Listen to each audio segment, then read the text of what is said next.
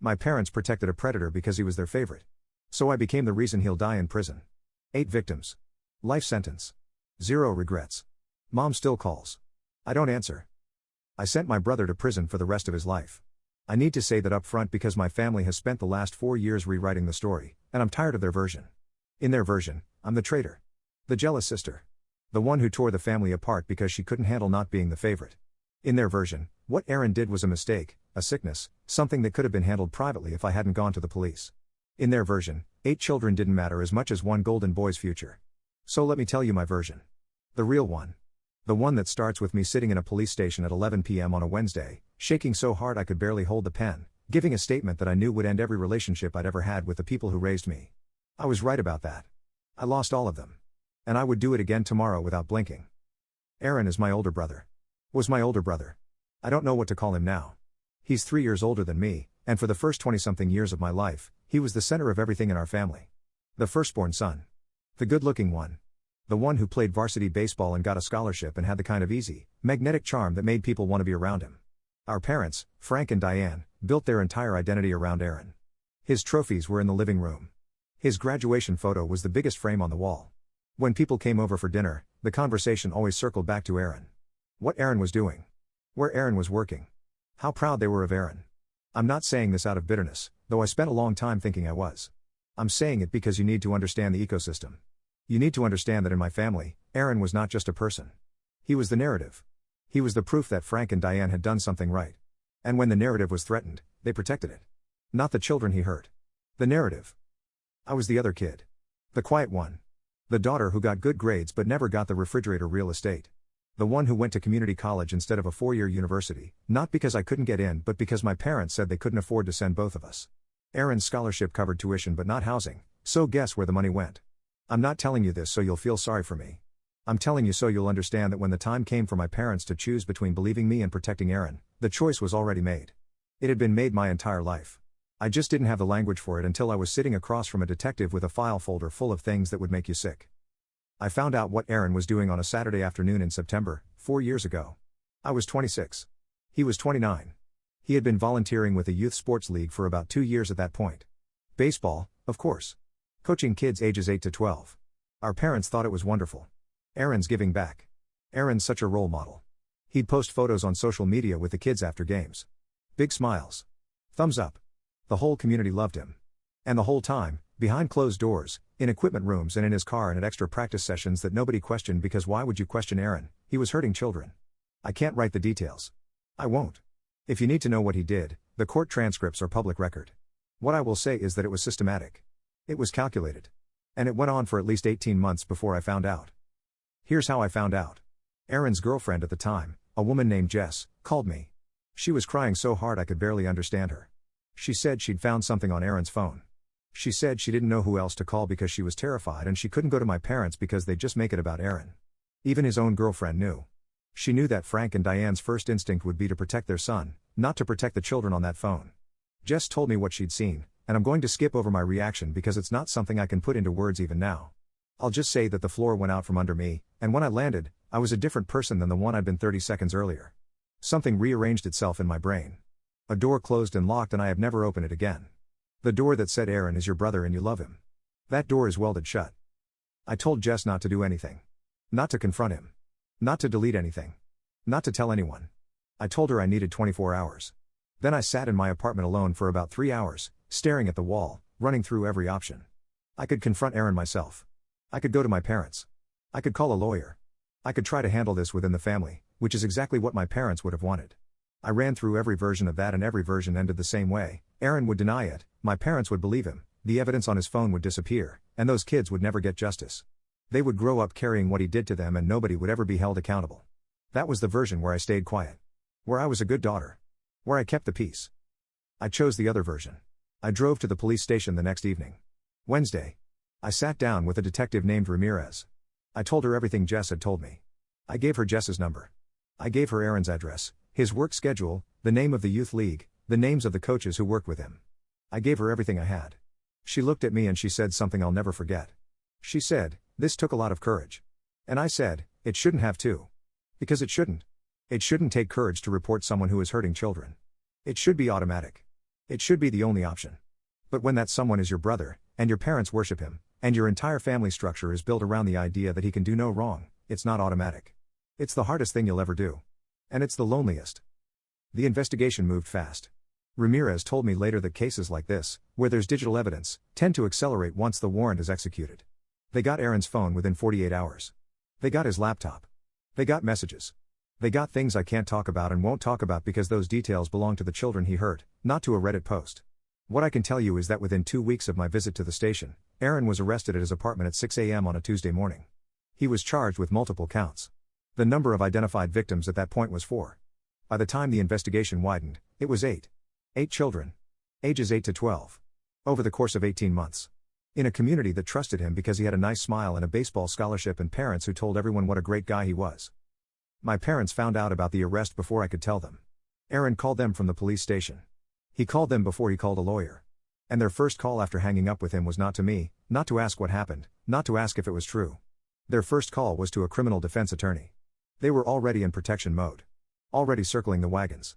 Already building the version of the story where Aaron was the real victim. My mother called me 6 hours after Aaron's arrest. She was hysterical, but not in the way you'd expect. She wasn't crying about the children. She was crying about Aaron. How could they do this to him? This has to be a misunderstanding. Those parents are just looking for money. And then, the sentence that cut the last thread between us, why didn't you come to us first? She said it like I'd committed the real crime. Like the betrayal wasn't what Aaron did to those kids. The betrayal was that I went to the police instead of giving the family a chance to make it disappear. I stood in my kitchen holding the phone and I realized, with a clarity that was almost peaceful, that my mother loved her son more than she loved those children. More than she loved the truth. More than she loved me. She would have buried this. She would have moved Aaron to another city, paid for a therapist, maybe pulled him from the league, and called it handled. And 8 kids would have grown up knowing that the adults in their lives had failed them. That the system had failed them. That nobody was coming. I couldn't let that happen. I didn't let that happen. My father was worse, in some ways, because he wasn't hysterical. He was cold. He called me the next day and spoke to me in a voice I'd never heard from him before. Flat. Controlled. Like a man who had already decided what I was and was simply informing me of the verdict. He said, "You've destroyed this family," he said, "whatever happens to Aaron is on you," he said, "I hope you can live with yourself." He didn't ask me if the allegations were true. He didn't ask me about the evidence. He didn't ask me how I was doing, whether I was safe, whether I needed support. He didn't ask about the children. He asked about Aaron's bail. He asked if I could recant or clarify my statement. He asked me, his daughter, to help his son escape accountability for hurting children. And when I said no, he hung up. That was the last real conversation I ever had with my father. The weeks after Aaron's arrest were the loneliest of my life. I want to describe that loneliness because I think people underestimate what it costs to do the right thing inside a family that has decided the right thing is silence. My parents stopped speaking to me. My aunt and uncle, who had always been close to my parents, called me to say they were disappointed in how I handled things. My cousin, Aaron's age and his lifelong friend, sent me a text that said I was dead to the family. My grandmother, who was 83 at the time, called me crying and said, "Why couldn't you just leave it alone?" The only person in my entire extended family who didn't turn on me was my younger cousin Maya, who was 19 at the time and had the basic human decency to say, "Those were kids. You did the right thing." One person. Out of an entire family. One. Jess cooperated with the investigation fully. She gave the detectives everything. And then she disappeared. Changed her number. Moved. I don't blame her. She was terrified of my family's reaction, and she was right to be. My parents tried to contact her multiple times. Not to thank her for helping expose a predator. To pressure her into recanting. My mother left Jess a voicemail that was later entered into evidence during pretrial motions. In that voicemail, my mother said, and I'm paraphrasing because the exact words make me physically ill, that Jess had misunderstood what she saw, that Aaron was going through a difficult time, and that making this public would ruin an innocent man's life. An innocent man. With 8 victims. That's my mother. That's who raised me. And for a long time, I couldn't reconcile the woman who packed my school lunches and came to my dance recitals with the woman who left that voicemail. Now I can. Because I understand that those 2 women were never different people. The woman who packed my lunches is the same woman who would protect her favorite child at any cost. The cost just never included children's lives before. And when it did, she didn't even hesitate. The case went to trial 14 months after Aaron's arrest. My parents paid for the best defense attorney they could afford, which meant draining a significant portion of their retirement savings. They mortgaged their house. They borrowed from my uncle. They did everything short of selling organs to fund Aaron's defense. And the defense attorney did what defense attorneys do in cases like this. He attacked the credibility of the victims, he attacked the investigation, He attacked the way the evidence was collected, and he painted Aaron as a beloved community member who was being railroaded. It didn't work. The evidence was overwhelming. The jury deliberated for less than a day. Guilty. On all counts. I was sitting in the third row of the courtroom when the verdict was read. My parents were in the front row. My mother collapsed. My father caught her. Aaron stood at the defense table and didn't move. He didn't look at our parents. He looked at me. Straight at me. And in his eyes, I didn't see guilt or remorse or even anger. I saw blame. He blamed me.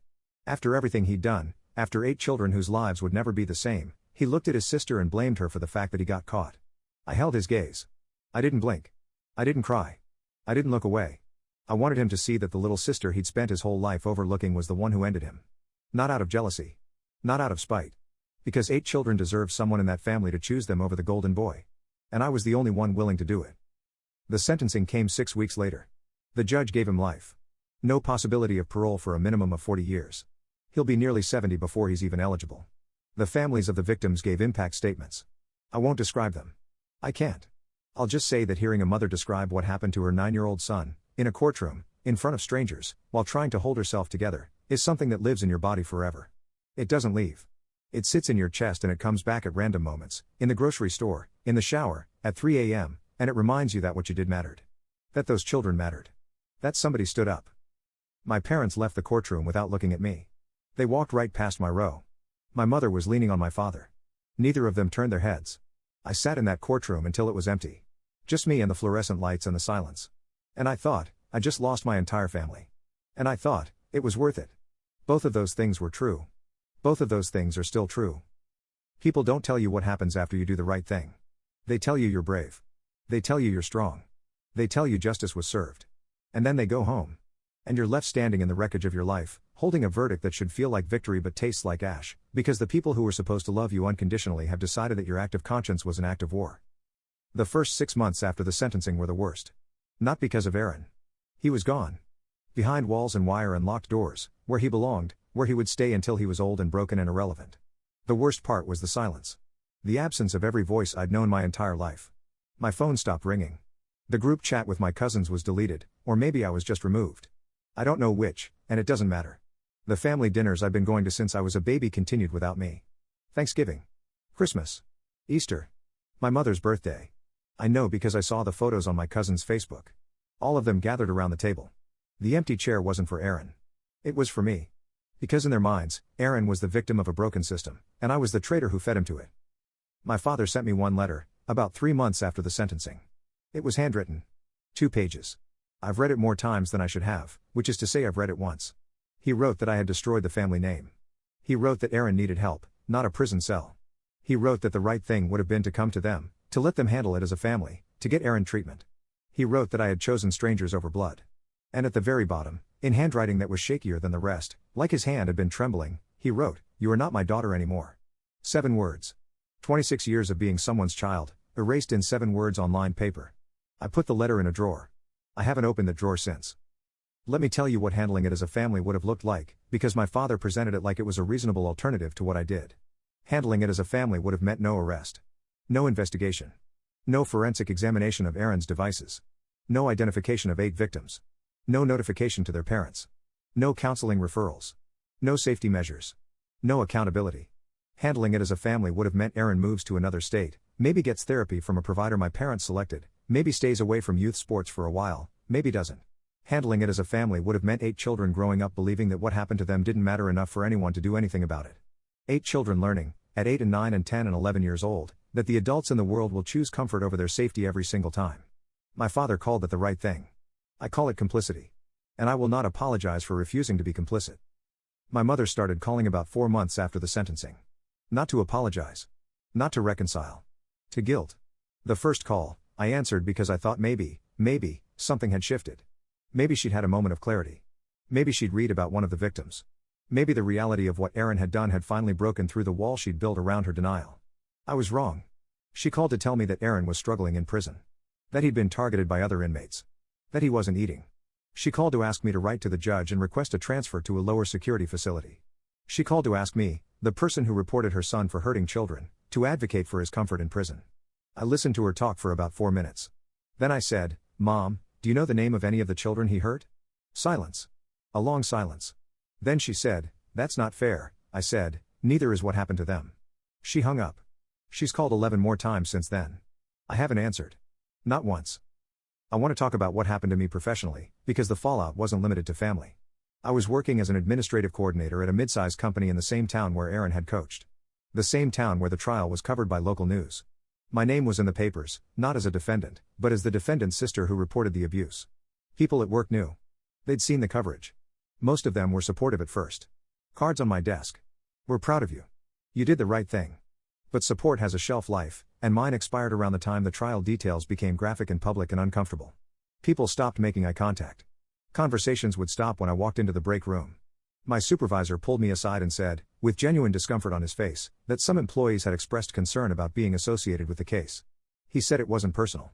He said the company valued me. He also said that maybe I should consider whether a fresh start somewhere else might be healthier for everyone. I was being pushed out. Not fired. Nudged. Because my presence reminded people of something ugly, and people don't like being reminded. I left 3 weeks later. I didn't fight it. I didn't have the energy. I moved to a different city. A place where nobody knew me, nobody knew Aaron, nobody knew what had happened. I found a small apartment. I got a new job. I started over the way people do when the life they had has been razed to the ground and the only option is to build something on the ashes. But here's what nobody prepares you for: the isolation doesn't end when you move. It follows you. It lives in the gap between what you know about yourself and what other people see. People in my new city see a normal woman with a normal job and a normal apartment. They don't see the woman who sits in her car for 10 minutes before going into the grocery store because crowds make her anxious now. They don't see the woman who checks the locks 3 times before bed. They don't see the woman who had a panic attack in a movie theater because a scene involved a children's baseball game and her body just shut down. They don't see the woman who hasn't spoken to her parents in over 2 years and probably never will again. I tried therapy. It helped, in the way that physical therapy helps after a major injury. It doesn't undo the damage. It teaches you how to function around it. My therapist told me something that I think about almost every day. She said, "You didn't just report your brother. You grieved him. You grieved the person you thought he was, and you grieved the family you thought you had. And that grief is compounded by the fact that the people who should be grieving with you are grieving against you." That's exactly right. I am in mourning for a family that doesn't exist. The family I thought I had, the family where my parents would protect any child, not just their own, that family was a fiction. It was a story I told myself because the alternative was too painful to face. The alternative is that my parents are the kind of people who would let children be harmed to preserve their son's reputation. And they are. That's who they are. I know it now the way you know your own name. And knowing it has made me harder in ways I wish it hadn't. I want to tell you about the victims' families, because they are the part of this story that matters most and the part my family never once asked about. I've been in contact with 3 of the families. Not all of them wanted to hear from me, and I respect that completely. My last name is the same as the man who hurt their children, and for some of them, that's enough reason to never want to see my face. I understand. But 3 families reached out to me after the trial. One mother, a woman named Denise, sent me a handwritten note that I keep in my nightstand. It said, "You gave my son the one thing I couldn't. You gave him proof that somebody believed him." I read that note on the hard days. The days when my mother's missed calls stack up on my phone and I start to wonder if I'm the monster they say I am. I read it and I remember why I walked into that police station. Not for me. Not against Aaron. For the children who couldn't walk in there themselves. 2 of the families have allowed me to know, in general terms, how their children are doing. I won't share specifics because that's not my story to tell. I'll just say that some of those kids are in therapy. Some of them have nightmares. Some of them have trouble trusting adults, especially male authority figures. Some of them have had to change schools because the community whispered about them the way communities do when something ugly surfaces and people need someone to blame other than the person who actually did it. These children are carrying something they should never have had to carry, and my brother put it on their backs, and my parents would have let them carry it in silence forever if I hadn't spoken up. That is the thing I cannot get past. Not won't. Cannot. My parents knew, after the arrest, after the evidence, after the trial, after the verdict, exactly what Aaron had done. They had access to the same information the jury had. And they still chose him. They chose him over 8 children. And they want me to answer the phone. There's a specific kind of loneliness that comes from doing something you know is right and being punished for it by the people you love. It's not the loneliness of being forgotten. It's the loneliness of being remembered incorrectly. In my family story, I am the villain. I am the bitter sister who couldn't stand Aaron's success and found a way to take him down. That version of me lives in their conversations, at their dinner tables, in the prayers my mother probably says every night for her wrongfully convicted son. And I can't correct it. I can't show up at Thanksgiving and say, "Actually, I saved children from your son." Because they don't want to hear it.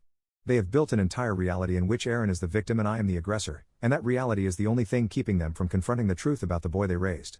If they admit what Aaron did, They have to ask themselves how they missed it. They have to ask themselves whether the charm and the trophies and the smiles were a mask. They have to ask themselves whether they created the conditions that allowed a predator to hide in plain sight. And they can't do that. So they blame me instead. It's easier. It always has been. I am 29 years old. I live alone in a city where nobody knows my history. I have a job that pays enough. I have a therapist I see every other week. I have a small circle of friends who know parts of my story but not all of it, because the whole truth is heavy and I've learned to be careful about who I ask to carry it with me. I have a life that is functional and stable and quiet. And most days, that's enough. Most days, I wake up and I go to work and I come home and I cook dinner and I watch something mindless on TV and I go to bed. And it's fine. It's a life. But some nights, it isn't enough. Some nights, I lie in bed and I hear my mother's voice saying, "Why didn't you come to us first?" And I hear my father's pen scratching on lined paper, "You are not my daughter anymore." And I hear Aaron's silence, the particular silence of a man who never once said he was sorry, not to me, not to the families, not to anyone. And I feel the weight of every relationship I lost, every holiday I spent alone, every birthday that passed without a single call from the people who used to sing to me. And I grieve. Not for Aaron.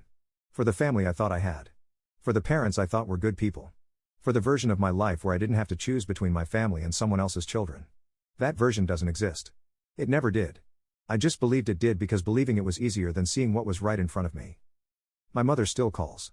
The phone lights up and I see her name, and my chest tightens, and for half a second I think about answering. Half a second. Then I think about a 9-year-old boy sitting across from a detective, trying to describe what an adult man did to him in an equipment room. And I put the phone down. Every single time. I put it down and I walk away and I don't look back. People ask me if I have regrets. They ask it carefully, gently, like they're afraid the answer might break me. So let me be clear, so there's no misunderstanding, so my family can read this if they ever find it and know exactly where I stand. I have 0 regrets. None. Not one. I would do it again. I would do it faster. I would do it louder. I would walk into that police station 1,000 times, and I would give the same statement, and I would sit in the same courtroom, and I would hold my brother's gaze as the verdict was read, and I would watch my parents walk past me without turning their heads, and I would drive home alone, and I would lock my door, and I would sit in the dark, and I would know, with every cell in my body, that I chose correctly. 8 children deserve someone who would choose them. I was that someone. And if the cost of that choice is that my mother's calls go unanswered for the rest of my life, then the cost is the cost. I'll carry it. The same way those kids carry what my brother did. The difference is, I chose my weight. They never got to choose theirs. And that is the only thing that matters.